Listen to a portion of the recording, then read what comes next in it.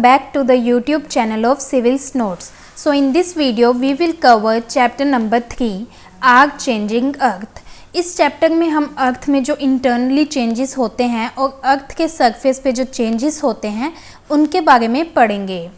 Let's start with the text of this chapter. The lithosphere is broken into a number of plates known as the lithospheric plates. सो जो lithosphere है वो various plates में divided है जिन्हें हम कहते हैं लिथोस्फीयर प्लेट्स. ये जो प्लेट्स हैं बहुत स्लोली मूव करती हैं लाइक मिलीमीटर्स ईच ईयर, मतलब कुछ मिलीमीटर्स हर साल में. ये जो मूवमेंट है ये किसकी वजह से होती है? जो अर्थ के इनसाइड मोल्टन मैग्मा होता है उनकी वजह से. ये जो मोल्टन मैग्मा है अर्थ के इनसाइड ये सर्कुलर मैनर में मूव करता है. इन प्लेट्स में जो मूवमेंट होती है इनकी वजह से जो अर्थ के सरफेस पे कुछ चेंजेस होते हैं.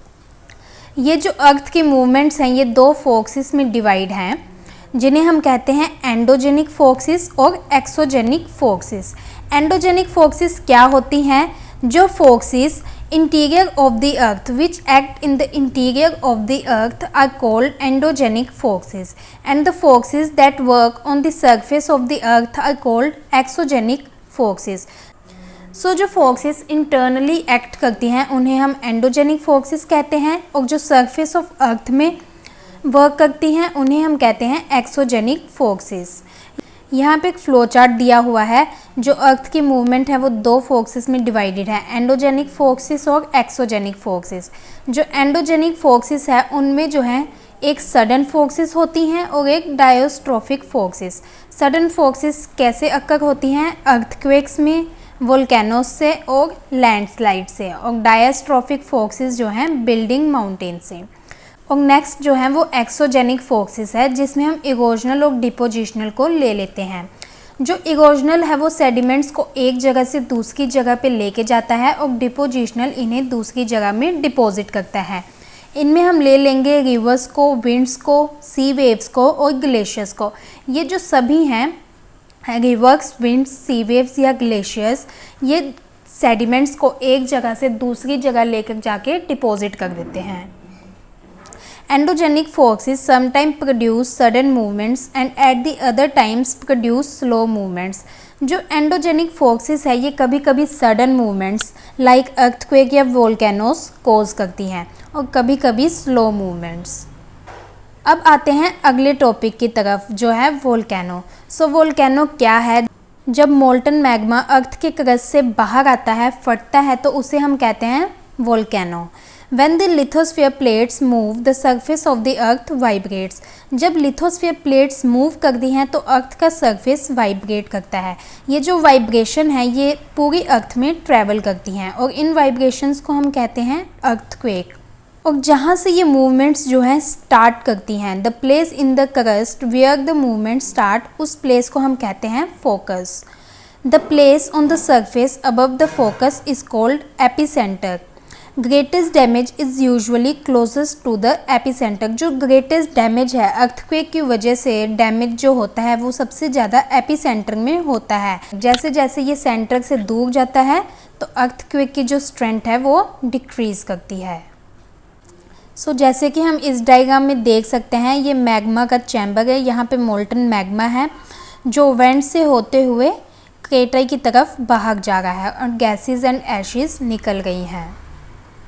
इस डायग्राम में अर्थक्वेक के ओरिजिन के बारे में बताया है. ये जो पॉइंट है ये फोकस है, यहाँ से अर्थक्वेक अकर करता है और सबसे ज़्यादा जो ये अर्थक्वेक है इसका इफ़ेक्ट इसके वर्टिकली एपिसेंटर में पड़ता है. और जैसे जैसे ये एपिसेंटर से दूर होता है तो इसकी जो स्ट्रेंथ है वो कम होती है. This is all about the origin of earthquake. Coming to the next page. Although earthquakes cannot be predicted, the impact can certainly be minimized if we are prepared beforehand. Some common earthquake prediction methods adopted locally by people include studying animal behavior. Fish in the ponds get agitated, snakes come to the surface. So इस para में इन्होंने बताया है कि earthquakes जो है mainly वो predict नहीं हो सकते, पर यहाँ पे कुछ मेथड्स बताए हैं जिससे अर्थक्वेक के नुकसान को, इम्पैक्ट को हम मिनिमाइज़ कर सकते हैं. इनमें कुछ अर्थक्वेक की प्रिडिक्शन के मेथड्स के बारे में बताया हुआ है, लाइक हम स्टडी कर सकते हैं एनिमल के बिहेवियर को। Now coming directly to the next topic, major land. The landscape is being continuously worn away by two processes. So जो ये टू प्रोसेस बताए हुए हैं ये है वेदरिंग और इरोजन। सो वेदरिंग क्या है? ये जो है अर्थ के सरफेस में ब्रेकिंग अप ऑफ रॉक्स को हम वेदरिंग कहते हैं। And erosion is the wearing away of the landscape by different agents like water, wind and ice. So जब वाटर, विंड या आइस से जो सेडिमेंट्स हैं वो एक जगह से दूसरी जगह में मूव करते हैं, उन्हें हम कहते हैं इरोजन। यहाँ पे बताया हुआ है the eroded material is carried away और transported by water, wind etcetera and eventually deposited, और जो है डिपॉजिट हो जाता है। The process of erosion and deposition create different landforms on the surface of earth. अब हम आएंगे अपने नेक्स्ट टॉपिक की तरफ, जो है वर्क ऑफ रिवर। यहाँ पे उन्होंने बताया है कि जो ये वाटरफॉल है ये कैसे फॉर्म करता है। तो जब हार्ड रॉक से रिवर फ्लो करती है तो फॉर्म होता है waterfall. As the river enters the plain it twist and turns forming large bands known as meanders. So जैसे जैसे रिवर्स जो है प्लेन्स में एंटर करती है तो ये जो है various turns and twist form करती है और जो लार्ज बैंड्स फॉर्म करती हैं, जिन्हें हम कहते हैं meanders. Continuous erosion and deposition along the sides of the meander, the ends of the meander loop comes closer and closer. और कॉन्टिन्यूस इरोजन और डिपोजिशन होने की वजह से जो ये मिएंडर लूप है ये एंड होता है, जो एंड्स है मिएंडर लूप के ये क्लोजर एंड क्लोजर हो जाते हैं। और कुछ ही टाइम में ये जो मिएंडर लूप है ये रिवर से कट ऑफ हो जाता है और जिसे हम कहते हैं oxbow lake. At the times the river overflows its banks as it floods it deposit layer. जैसे ये फ्लड्स करता है ये लेयर्स डिपॉजिट करता है सॉइल की और अदर मटीरियल्स की, जिन्हें हम कहते हैं sediments. This leads to the formation of a flat fertile flood plain, जिसकी वजह से जो है फॉर्मेशन होती है किसकी? फ्लैट फर्टाइल फ्लड प्लेन्स की। As the river approaches the sea, the speed of the flowing water decreases and the river begins to break up into a number of streams called distributaries. So जैसे जैसे जो river है वो approach करती है सी की तरफ, जो इसकी फ्लोइंग वाटर की स्पीड है वो डिक्रीज हो जाती है और जो रिवर है वो ब्रेकअप हो जाती है वेरियस स्ट्रीम्स में, जिन्हें हम कहते हैं distribute. The rivers become so slow that it begins to deposit its load. Each distributary forms its own mouth. The collection of sediments from all the mouths forms a delta. So जितनी भी distributaries हैं वो on mouth form करती हैं। जो mouths जब sediments collect करती हैं तो इन्हें हम कहते हैं delta।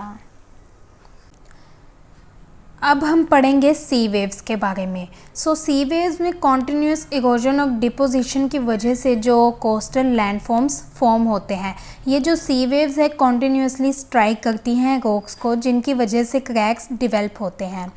और जैसे जैसे टाइम बढ़ता है ये जो क्रैक्स हैं ये लार्ज और वाइडर बन जाते हैं, जो होलो लाइक केव्स फॉर्म करते हैं रॉक्स में, और इन केव्स को हम कहते हैं सी caves. The sea waves deposit sediments along the shores forming beaches. ये जो बीचेस हैं ये कैसे फॉर्म करती हैं? तो जब सी वेव्स जो हैं शोर्स में सेडिमेंट्स को डिपॉजिट करती हैं तो उससे बीचेस फॉर्म होती हैं। नेक्स्ट हम आते हैं आइस में, work of ice. Glaciers are rivers of ice. जैसे कि हम सभी जानते हैं कि ग्लेशियर्स जो हैं आइस से बने हुए हैं, इसलिए इन्हें हम कहते हैं rivers of ice, which to erode the landscape by bulldozing soil and stones to expose the solid rock below. Glaciers carve out deep hollows there. As the ice melts, they get filled up with water and become beautiful lakes in the mountains. जैसे जैसे ये जो ice है वो melt करती है, ये जो पानी से फिल हो जाती है और ब्यूटीफुल लेक्स जो है माउंटेन्स में बन जाती हैं। The material carried by the glacier such as rocks, big and small, sand and silt gets deposited. These deposits form glacial moraines.